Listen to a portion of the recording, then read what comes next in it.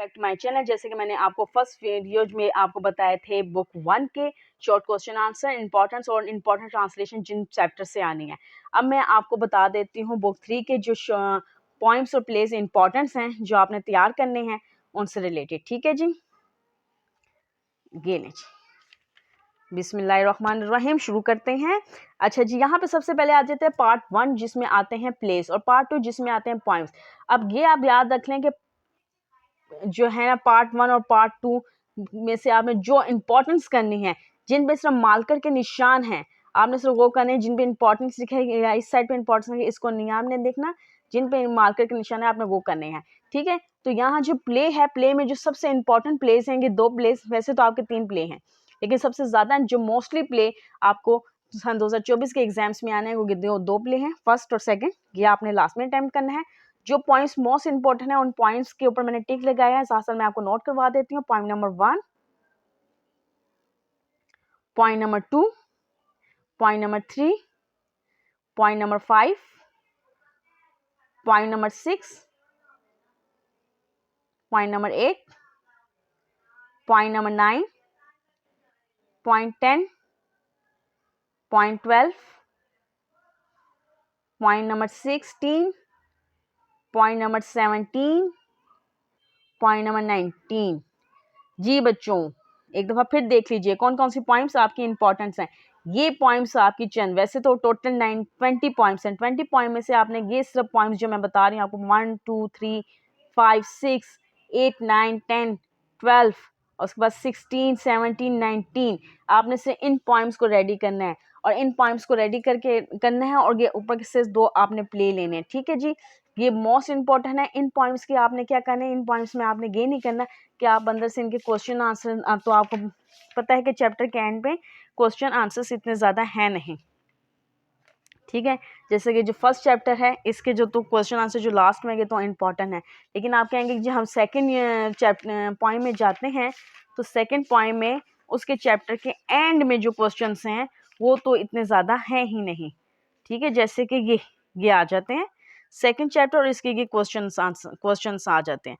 तो इन क्वेश्चंस में से आपने जो इम्पोर्टेंट करना है वो क्वेश्चन नंबर आपका 4 है, 5 है और ये प्ले है। ठीक है, ये प्ले है, सॉरी मैं पॉइंट कह रही थी, ये प्ले है। सेकंड प्ले के और फर्स्ट प्ले के और सेकंड प्ले की मैंने आपको इंपॉर्टेंस बता दी है।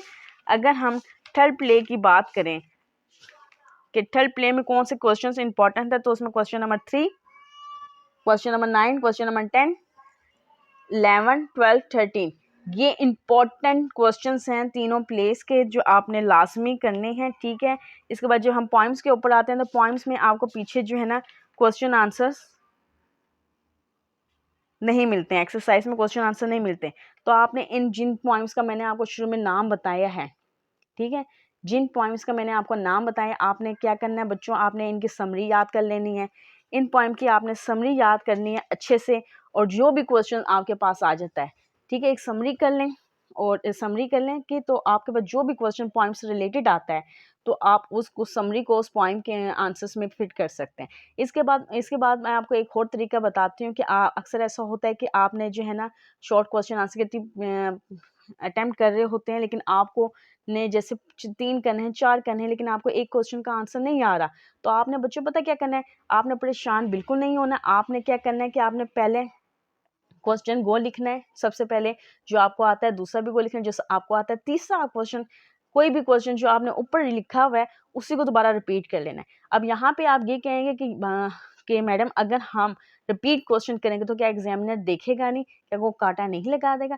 देखिए बच्चों, वहाँ पे एग्जामिनर के पास बहुत ज़्यादा एग्जाम्स के पेपर्स होते हैं, उनके पास इतना टाइम नहीं होता कि वो आपकी जो है ना मिस्टेक्स वेरीफाई करते रहें। वो मोस्टली काम जो है ना चेक करने का काम करते हैं।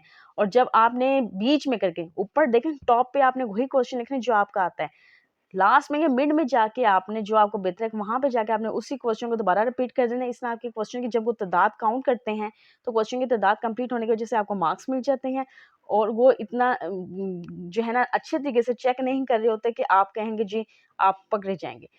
तो देखें, ना करने से अच्छा है कि आप कोई ना कोई क्वेश्चन अटेम्प्ट कर लें। अगर आपको मेरी ये बात समझ नहीं आई है तो मुझे नीचे कमेंट्स के बताएं, मैं आपको इस बात का आंसर अच्छे से दे दूंगी। और मेरी नेक्स्ट वीडियो देखिएगा, उसमें मैं इंशाल्लाह आपको लेटर्स, एप्लीकेशंस और स्टोरीज़ जो इम्पोर्टेंट्स हैं, पेयर्स ऑफ वर्ड जो इम्पोर्टेंट्स हैं, उनके बारे में बताऊँगी। Thank you so much. अल्लाह हाफ़िज़।